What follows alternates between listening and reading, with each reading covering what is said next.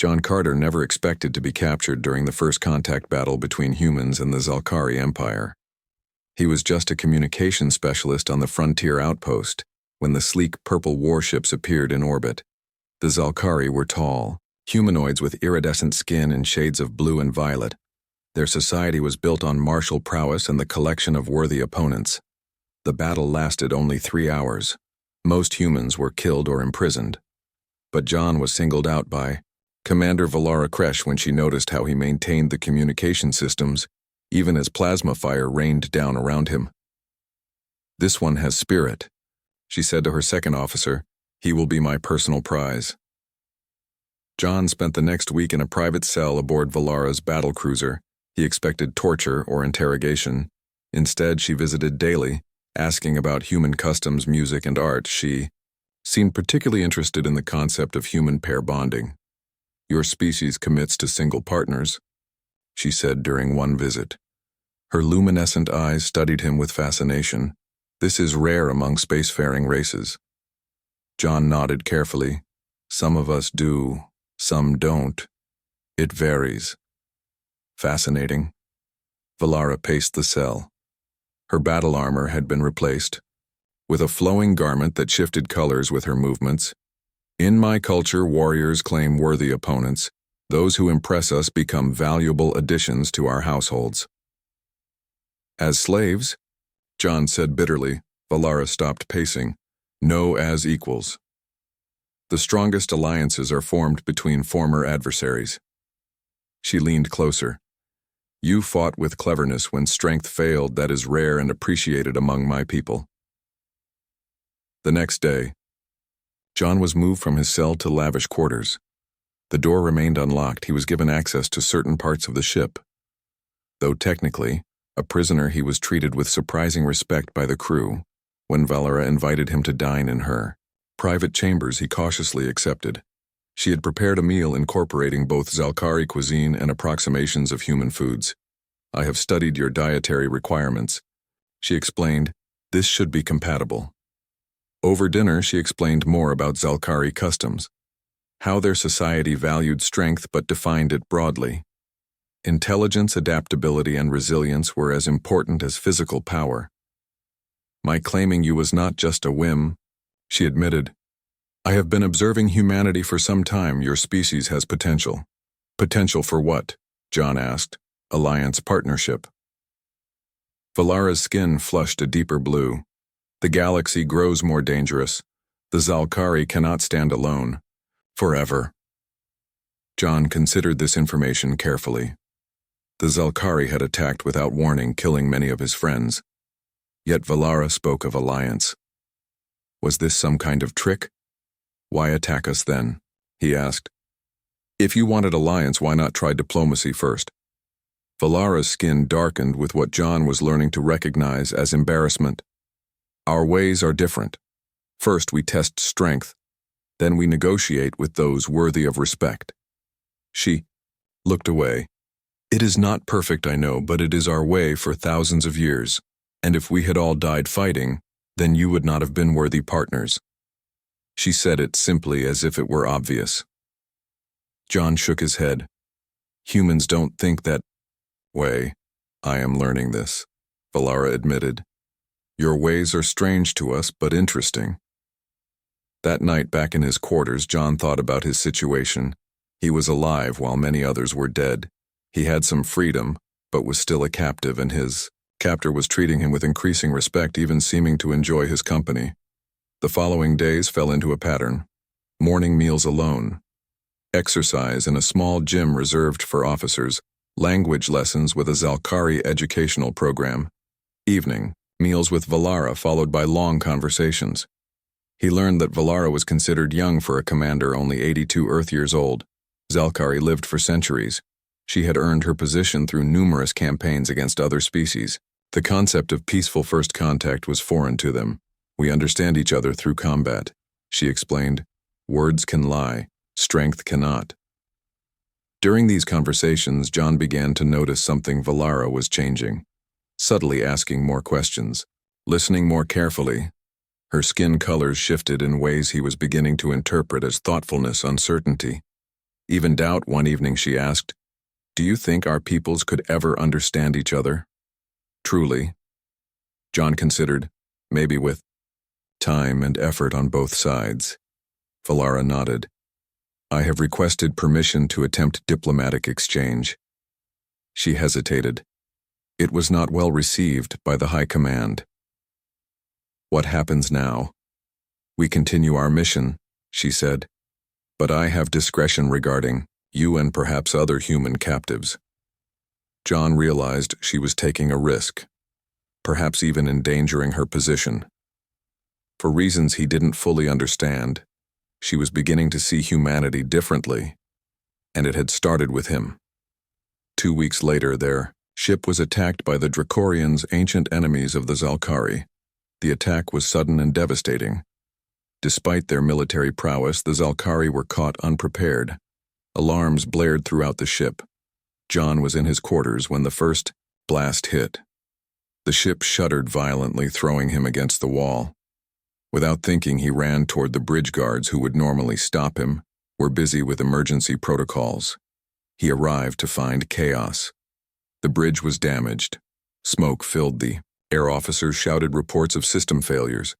Through the haze he saw Valara. Blood of deep violet flowed from a wound in her side. Yet she remained standing, giving orders, trying to organize a defense. Their eyes met across the chaos. For a moment, all sound seemed to fade. He saw surprise in her luminescent gaze. Then something else. Recognition. A decision. "Let him through," she ordered, when guards moved to intercept him. "He knows communications," and just like that, John found himself at a Zalkari command console during battle. The irony was not lost on him. This was his chance for revenge. Sabotage their systems. Let the Dracorians finish what they started.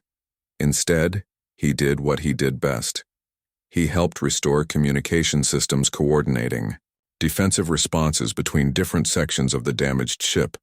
By the time the attack was repelled, the bridge crew was looking at him differently. Not as a captive, but as something else. Something they didn't have words for yet. As the ship limped to safety, Valara watched him from her medical bed. "You had opportunities to escape or sabotage us. Instead, you helped save my crew." John shrugged.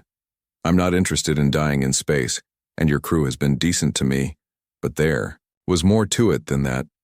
Something he wasn't ready to admit even to himself." During their evening conversations, he had started to see Valara as more than just his captor. She was intelligent, thoughtful, and increasingly troubled by the differences between their cultures. The medical bay was quiet except for the soft hum of healing equipment. Valara's skin had paled from blood loss, but her eyes remained bright and alert. "The Dracorians will return," she said. "They rarely attack once." "How bad is the damage?" "Bad enough we need repairs soon." She tried to sit up, wincing with the effort. "We will divert to Outpost Zenith. It is small but has repair facilities." John helped her lie back down. His hand lingered on her shoulder longer than necessary. Her skin was warmer than a human's, with a subtle texture like fine suede. "You should rest," he said. "Your second officer can handle things." Valara's eyes narrowed. "Are you giving me orders, human? Medical advice?" John smiled slightly. "Different thing, entirely." To his surprise, she laughed, a musical sound he had never heard from her before. "You are becoming bold, perhaps too comfortable in your position." "And what exactly is my position?" John asked. "I'm not really a prisoner anymore, but I'm not crew either." Valara's expression grew serious. "By Zalkari tradition, you have earned a formal position in my household." She paused, her skin shifting to an unusual shade of violet. "Our tradition offers several options. One is a bonding similar to your marriage concept." John stared at her. "You want to marry me? I claimed you in battle. Now I offer you a choice. Join my house as partner or be released at our next port." Her voice remained formal, but her skin rippled with colors betraying nervousness. "Why would you want that?" John asked. "You barely know me." "I know enough." Valara sat up, wincing. "You are adaptable, intelligent, brave. You understand duty, but question authority when needed." These are valuable traits." She hesitated, "And I find your company stimulating." John wasn't sure how to respond. This was the last thing he had expected. His silence seemed to make Valara uncomfortable. "Perhaps I have misunderstood human customs," she said. "I will not be offended if you decline." "It's not that," John replied carefully. "It's just unexpected. I need time to think." Valara nodded. "Of course, take what time you need, but know the offer is genuine." That evening in his quarters, John paced restlessly. Marriage to an alien commander who had only weeks ago been his enemy. It was absurd, yet he couldn't dismiss the idea completely. He had started to understand Valara's world. Zalkari valued honor, courage, and directness. Their violence was not sadism, but a cultural framework. For them, combat was communication, a way to test and measure worth. And Valara herself. She was changing. Learning, questioning the assumptions of her culture. She had risked her standing to protect him and pursue diplomatic alternatives. The ship reached Outpost Zenith 3 days later. It was a massive space station built into an asteroid. Repair crews immediately began work on the damaged vessel. Valara recovered quickly. Zalkari physiology was remarkably resilient.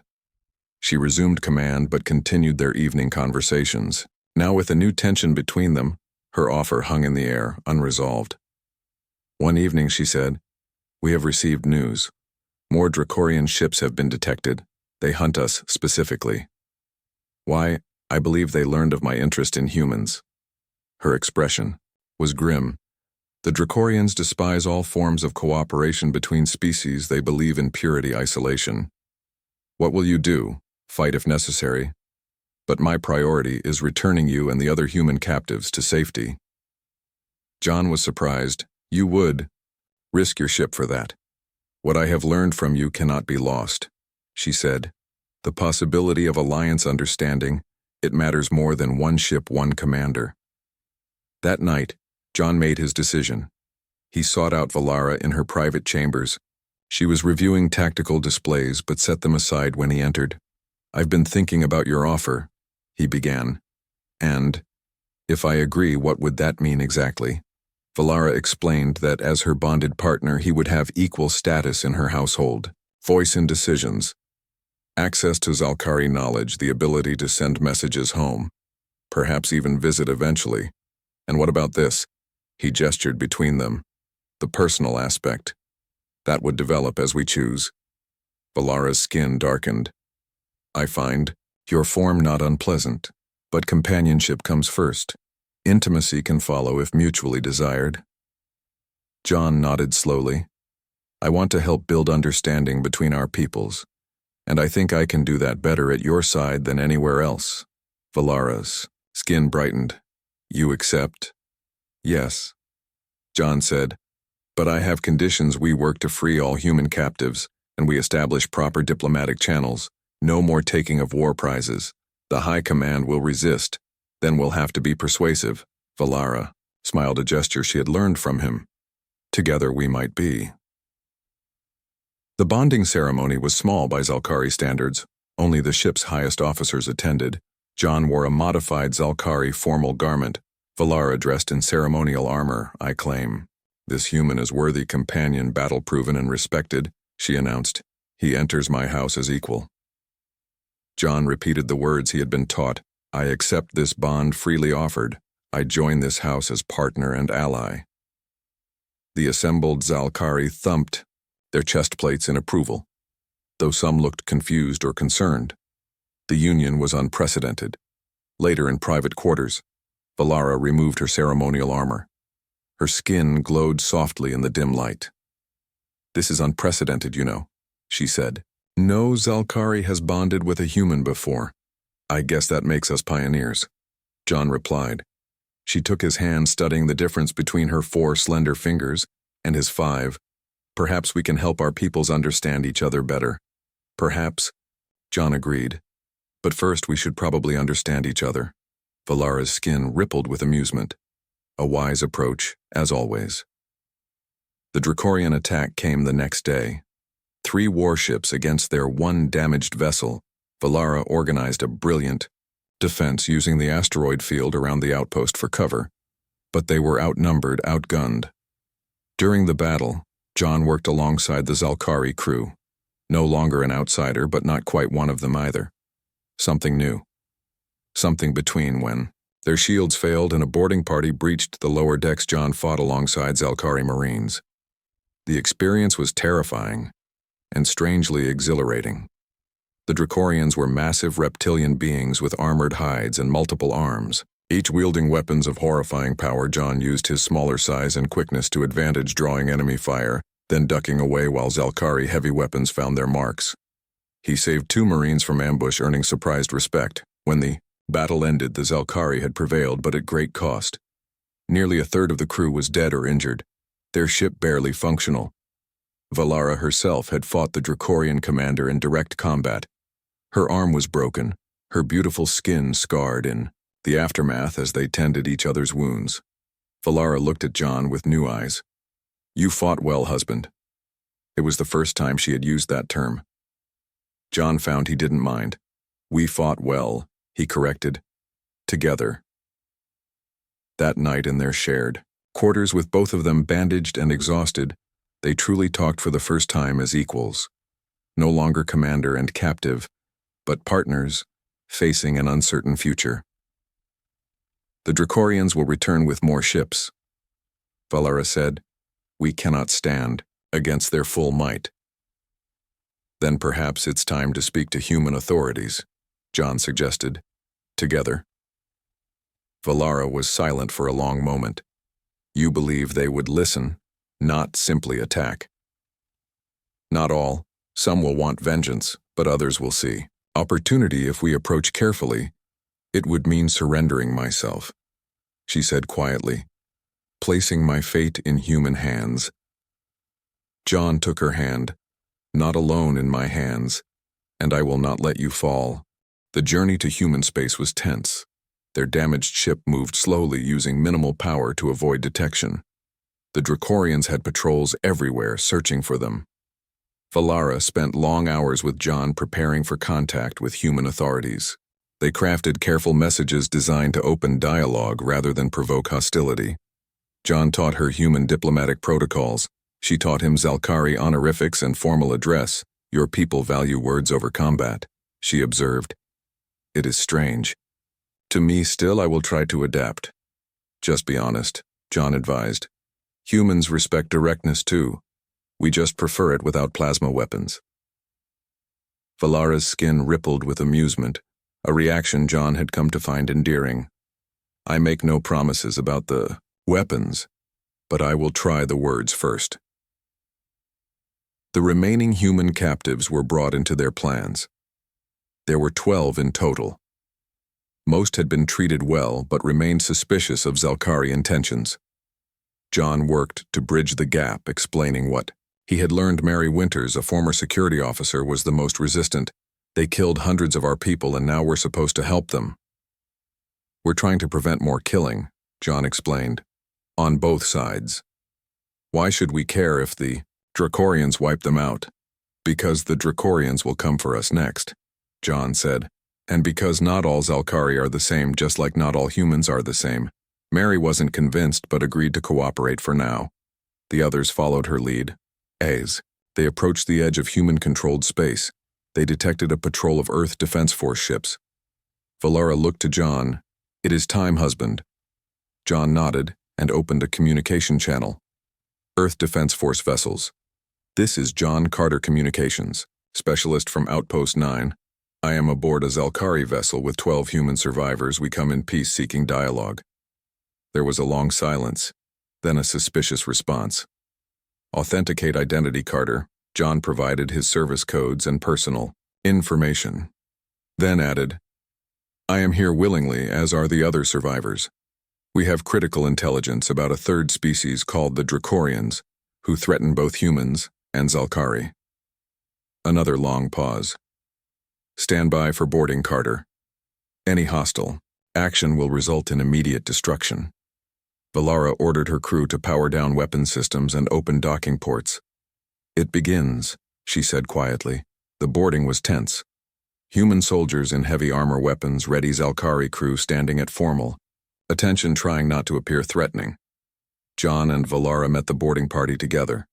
The human commander, Kate Diaz, looked from John to Valara with open suspicion. You're coming with us, Carter. All the human survivors are the Zalkari vessel. We'll be impounded.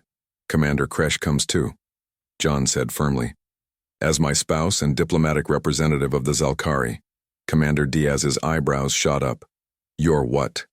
My spouse? John held Valara's hand. By both Zalkari and by proxy human custom, we are bonded. The debriefings lasted weeks. John and Valara were separated, questioned extensively. Human authorities were skeptical, hostile even. But the presence of 12 survivors who confirmed John's account of Valara's change of heart and the UA Dracorian threat gradually softened their stance. Admiral Laura Bennett of Earth Defense Intelligence finally brought them together in a secure conference room. Your story checks out, Carter. Mostly the Dracorians are real. We've had our own encounters. With their scout ships, they're as nasty as you described. Then you understand the need for cooperation, Valara said. Admiral Bennett studied the Zalkari commander. What you're proposing is unprecedented. We were at war with your people just months ago, a mistake. Valara admitted, one I seek to rectify. By marrying one of our officers. The Admiral's tone was skeptical. The bonding was personal.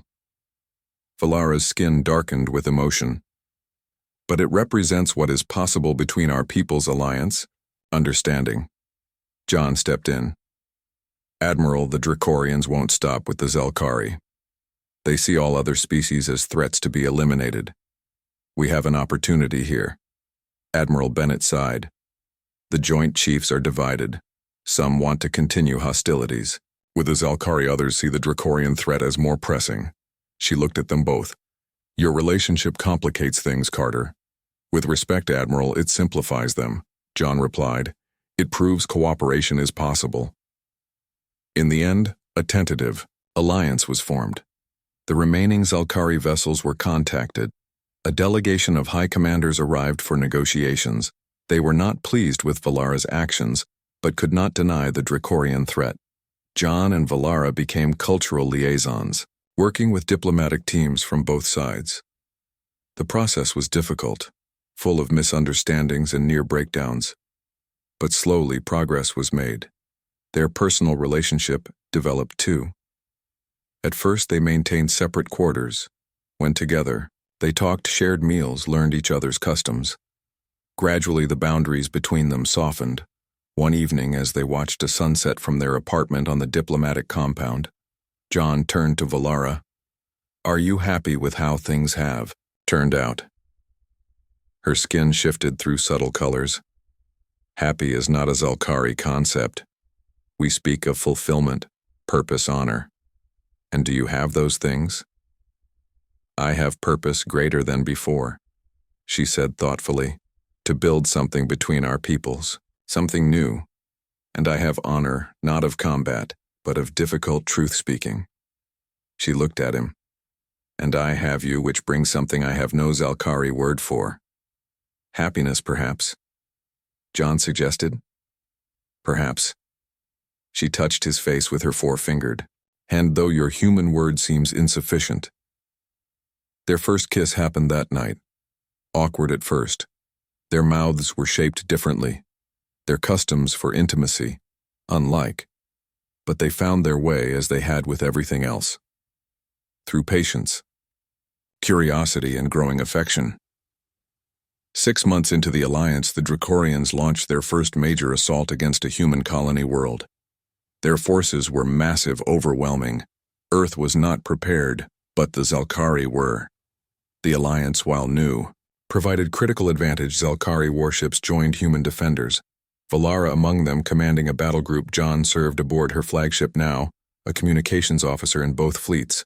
The battle was fierce. The colony suffered damage, but the combined forces prevailed. Earth's leaders could no longer deny the value of the alliance.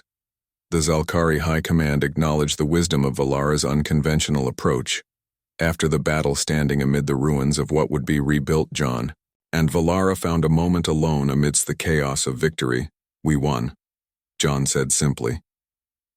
"This battle," Valara cautioned, "the Dracorians will return stronger, and we'll be ready together."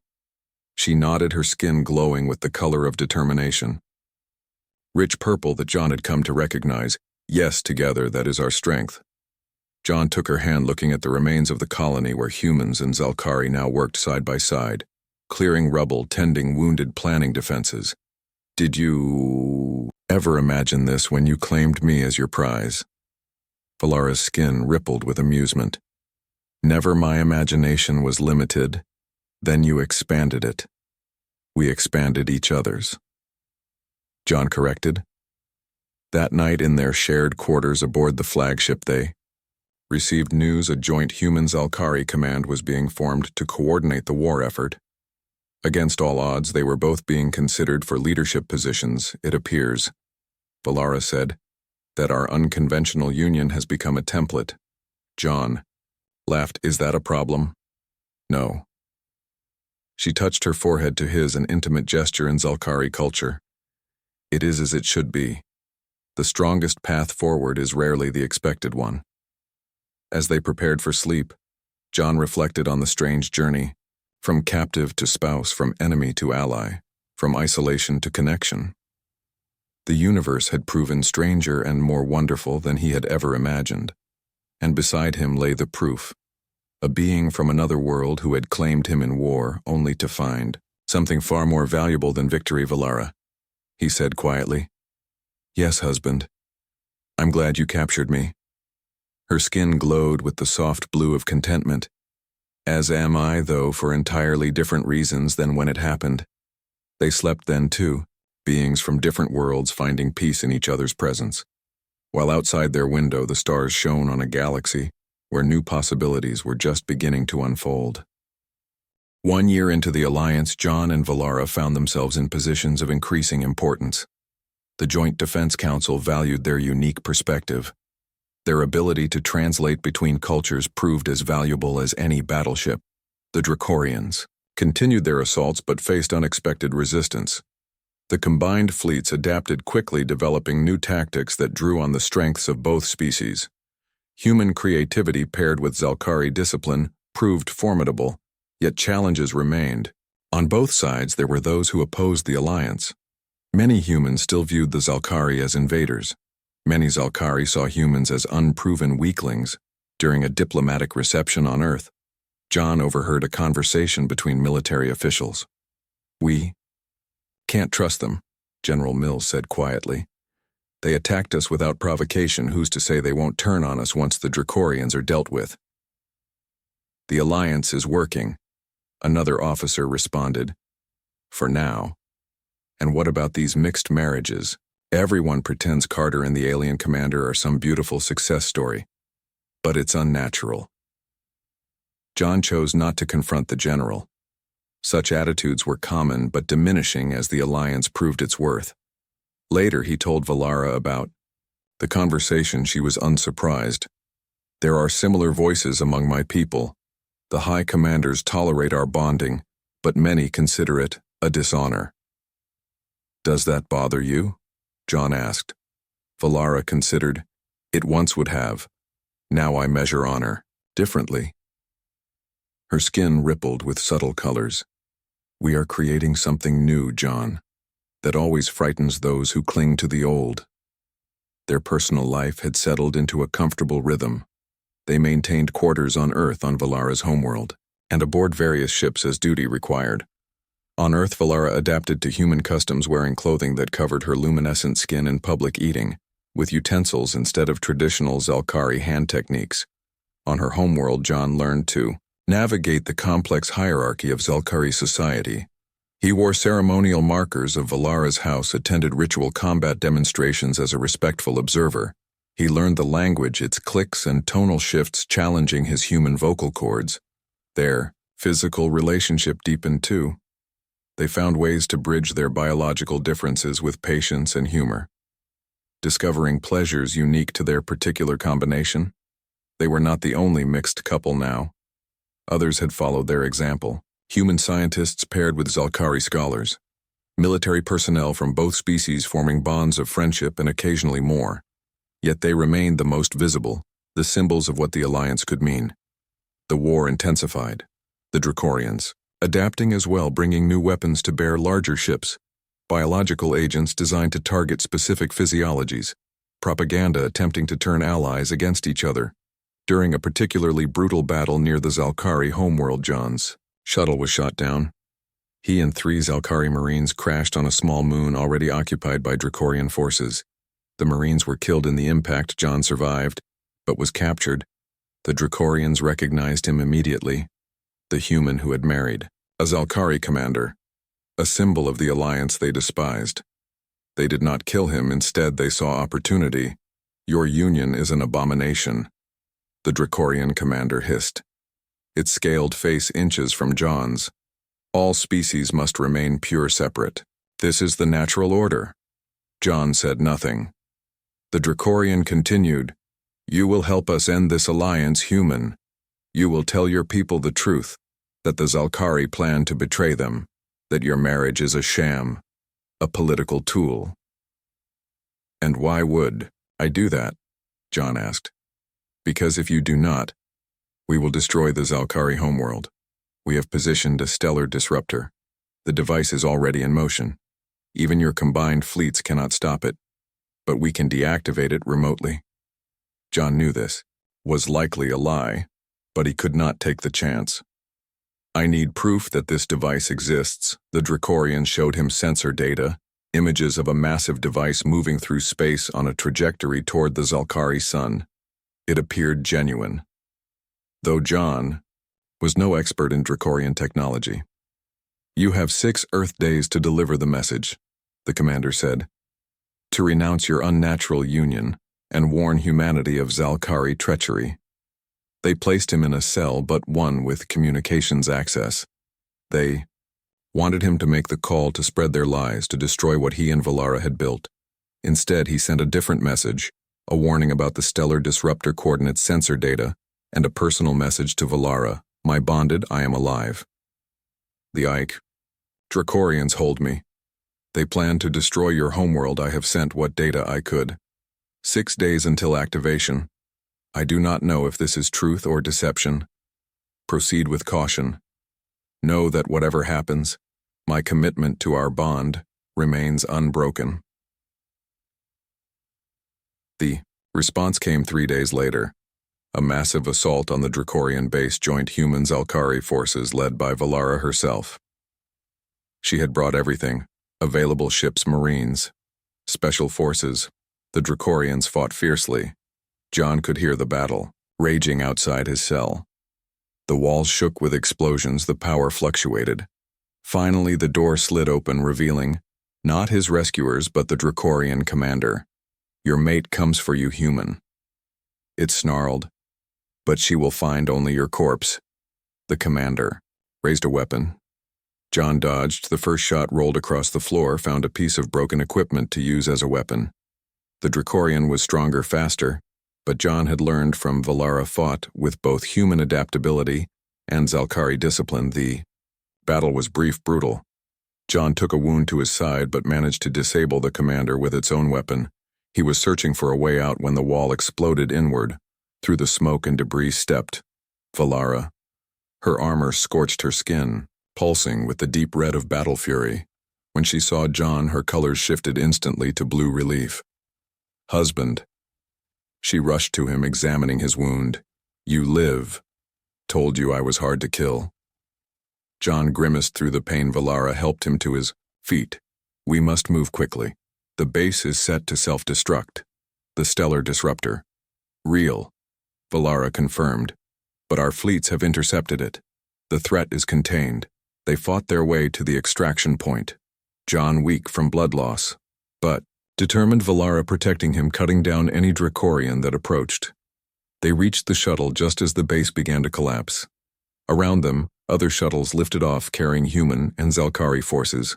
From orbit, they watched the base implode. The mission a success. But the war far from over. In the medical bay aboard Valara's flagship, John recovered from his wounds. She rarely left his side, a violation of Zalkari command protocol that none dared question. The Joint Council is impressed with the operation, she told him. Our cooperation was seamless, casualties minimal. The intelligence you provided saved millions. Good to know I wasn't completely useless. John joked. Valara's skin darkened. You faced a Dracorian commander in single combat and prevailed. Few can claim such. I had a good teacher. Her skin rippled with pleasure. Indeed, as John healed, they received news.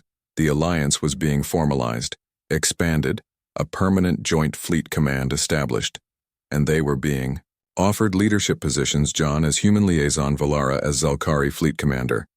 They want to make us the face of the alliance. John observed. Officially, is that not what we already are? Valara asked. Unofficially. Yes, this makes it political, Valara. Considered this, politics was never my strength. I prefer direct action. Well, John smiled. You directly married an enemy combatant. That was pretty political. That was personal, Valara corrected, her skin glowing with affection. The political benefits were secondary. John reached for her hand.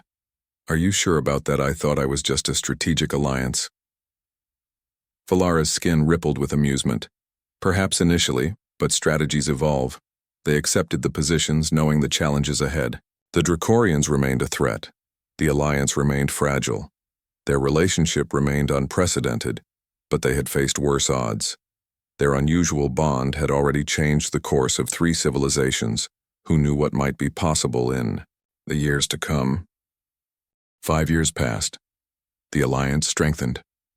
The Dracorians were pushed back to their own territories. Though not defeated, they were contained.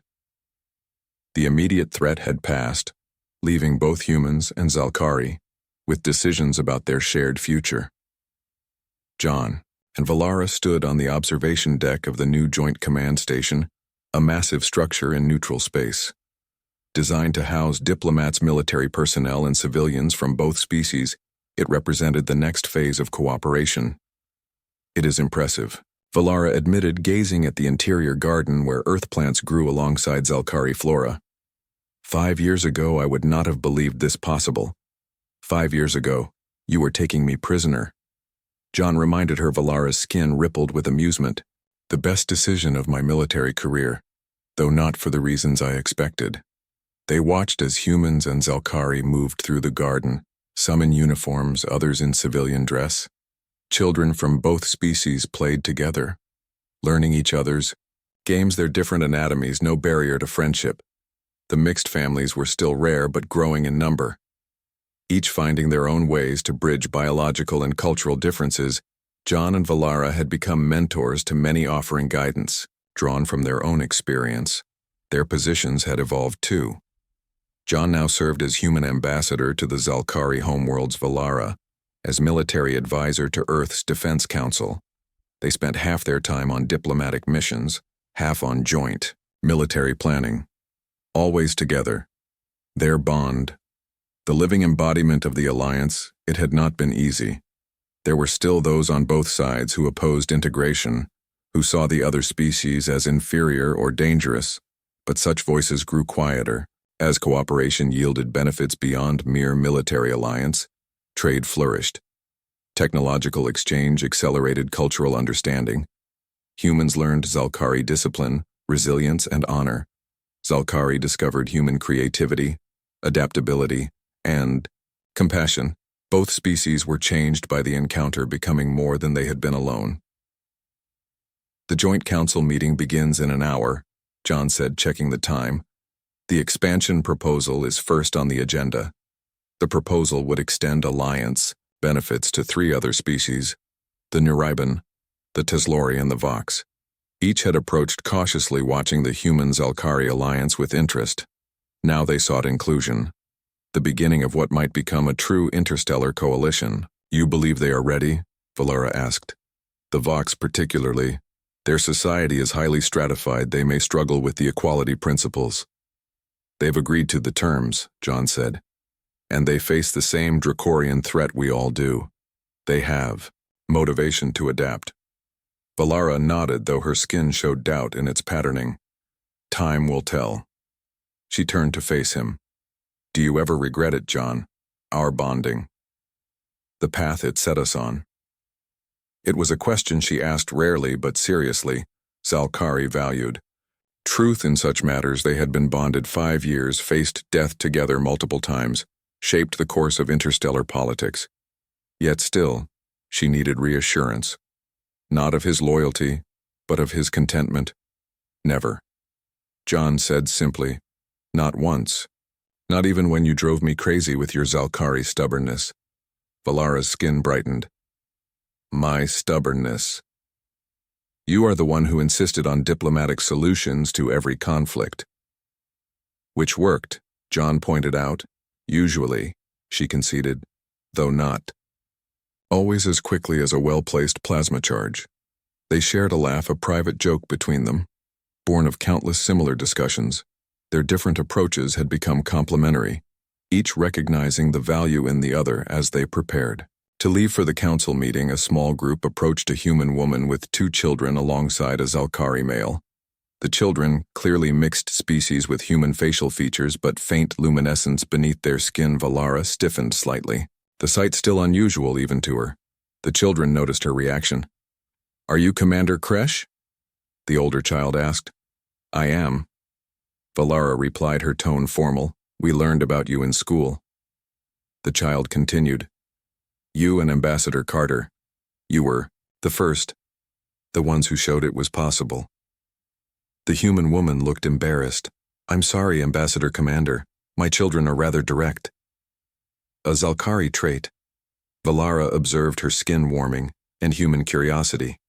John added, smiling at the children. What are your names? I'm Sam. The older child said, This is my sister Lena. The Zalkari male stepped forward, performing a traditional greeting to both John and Valara. I am Tiran of House Vrek. We did not mean to disturb you, but the children were most insistent when they recognized you. No disturbance. John assured them. Sam looked up at Valara with open curiosity.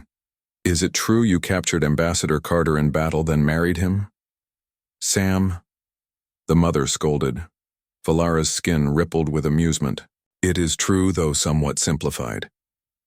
Why did you do it? Sam pressed. Valara considered the question with Zalkari seriousness. At first because I saw value in him, a worthy opponent. Later because I discovered there was more value in partnership than in victory. Sam nodded as if this made perfect sense. That's what Tiran says about Mom, that she makes him better than he was alone. The adults exchanged glances, a moment of shared understanding across species and experiences. After the family continued on their way, John and Valara walked toward the council chambers. They remind me of the questions we faced at the beginning, John said. Everyone wanting to know why a human and a Zalkari. How could it work? We did not know ourselves, Valara replied. We discovered the how together, and we're still discovering. Valara nodded, her skin glowing softly. That is perhaps the greatest reward of our bonding, the continual discovery. The council meeting lasted hours. The expansion proposal faced scrutiny from both sides, questions about resources, compatibility, defense priorities. But eventually it passed. The alliance would grow, incorporating new perspectives, new strengths. Afterward, they returned to their shared quarters aboard the station, a space that reflected both their heritage, human books and photographs, alongside Zalkari ceremonial weapons and ancestral markers. Comfortable by both species' standards, as they prepared for sleep, Valara said, I received a message from the High Command today. They wish to formally recognize our bonding in the ancient rites, a ceremony on the homeworld. John was surprised. After 5 years, why now? The elders have observed our bond, its strength, its results. They believe it should be recorded in the ancestral archives as the first of its kind, but one they now acknowledge as true and honorable. The significance wasn't lost on John. This was more than a ceremony. It was validation from the most traditional elements of Zalkari society, the final acknowledgement of their union. I'd be honored, he said. Valara's skin glowed with pleasure. The ceremony includes the creating of memory, a recording of our shared story for future generations. Our story. John smiled. From prisoner to spouse. From enemies to allies. From separate to united. Valara added, touching her forehead to his. Later, as Valara slept, John stood at the viewport watching the stars. He thought about the journey, the unlikely path that had brought him here, the captured, communications specialist now helping build peace between worlds. He thought about the children they had met today, their existence once impossible, now simply unusual, soon perhaps common, the beginning of something entirely new. Valara joined him at the viewport, her skin dimmed for sleep. Cannot rest, husband, just thinking, John said. About how far we've come, how far we have yet to go. Together, Valara said simply, together. John agreed. The stars shone steadily beyond the glass, unchanging, yet always in motion, like the alliance they had helped forge, like the bond between them. Something both ancient and new, rooted in tradition yet breaking all the rules. The next morning they would return to their duties, the endless meetings, planning, sessions, treaty negotiations, the work of building something that had never existed before. But for now they stood in comfortable silence, two beings from different worlds who had found something unexpected in each other, not just understanding or respect or even love, but possibility. The chance to become more than either could have been alone. 6 months later, they stood in the Great Hall of Ancestors on the Zalkari homeworld. The ceremony was elaborate. Valara in full ceremonial armor. John, in a human dress uniform modified with symbols of Valara's house. Before the assembled High Command Earth diplomats and representatives of the new Alliance species, they recounted their story. From that first meeting amid battle to the present day, leaders of a growing coalition of worlds, the Zalkari elder performed the ancient rites marking their bond as true and worthy. Their names, their story entered into the ancestral records for all time. What began in combat ends in harmony, the elder proclaimed. What began as separate becomes united, the strength of both made greater together. John looked at Valara, her skin glowing with the rich purple of pride and joy. He remembered her words from their first days together. The strongest alliances are formed between former adversaries. She had been right, though neither of them could have imagined just how right. As they left the ceremony, representatives from Earth approached with news. A new joint settlement was being established, a place where humans and Zalkari would live together as equals. They wished to name it New Harmony, and they wanted John and Valara to oversee its founding. Another beginning, John observed. One of many, I suspect, Valara replied.